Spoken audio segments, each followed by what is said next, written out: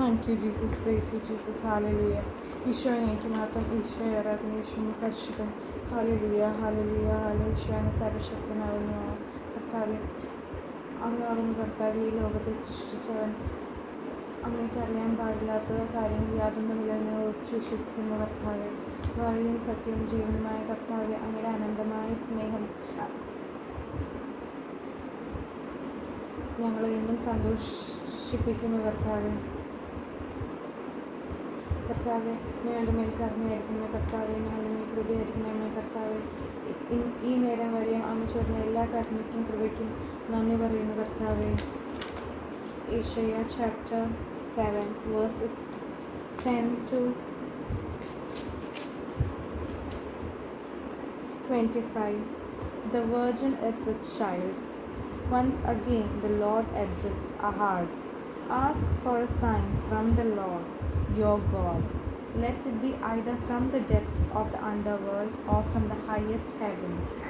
But Ahaz answered, I will not ask, I will not put the Lord to the test. Then Isaiah said, Now listen, O house of David, have you not been satisfied trying the patience of men, that you also try the patience of my God? Therefore the Lord himself shall give you a sign. The virgin is with child and will bear a son and will name him Emmanuel. He will live on curds and honey until he learns to refuse the evil and choose the good. For before the child knows how to reject the evil and choose the good, the land of the two kings that you dread will be deserted. The Lord will bring upon you and your people and your father's house such time as has never come since the day that Ephraim broke away from Judah. He will bring the king of Assyria. On that day the Lord will whistle for flies from the farthest streams of Egypt and for bees from the land of Assyria.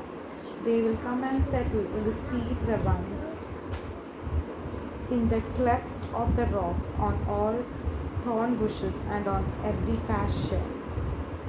On that day, with the razor hired from beyond the river, with the king of Assyria, the Lord will shave the head and the hair of the legs and the beard as well. On that day, a man will raise a heifer and a couple of sheep, and from the abundance of milk they eat, he will have curds to eat.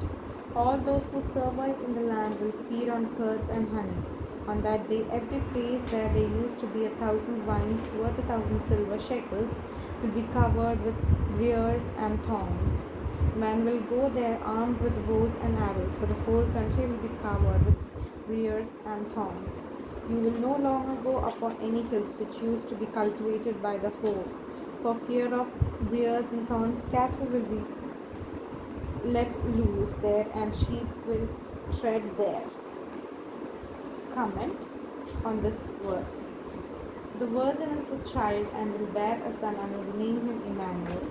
This version of the text is based on the Greek translation of the OT, that is the Old Testament. However, in Hebrew, the word used is Alma, which simply means a young woman. What Isaiah actually says to Ahaz is that young woman, his wife, the queen, will bear another son, and before he reaches the age of puberty, the land of the two kings will be destroyed. This prophecy was made in 734 BC. In 721, the northern kingdom of Israel was destroyed, and the 10 tribes of the north were taken into exile and disappeared. This prophecy, in its primary meaning, has reference to Isaiah's time, and the child was offered as a sign at that time.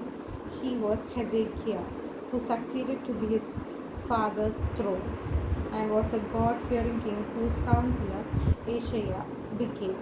For God is still with his people. He is Emmanuel. Of course, the prophecy has a fuller sense in addition to its primary meaning. It is an expression of the royal messianism already outlined by Nathan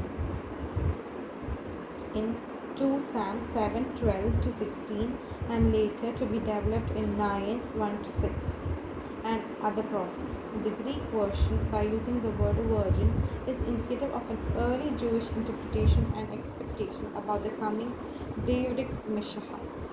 And when speaking of the virgin birth of Jesus, Matthew quotes the Greek text to proclaim that Jesus is the fulfillment of these messianic hopes. He is the Emmanuel, the living sign that God will never abandon us. This is the word of the Lord. Thanks to be to God.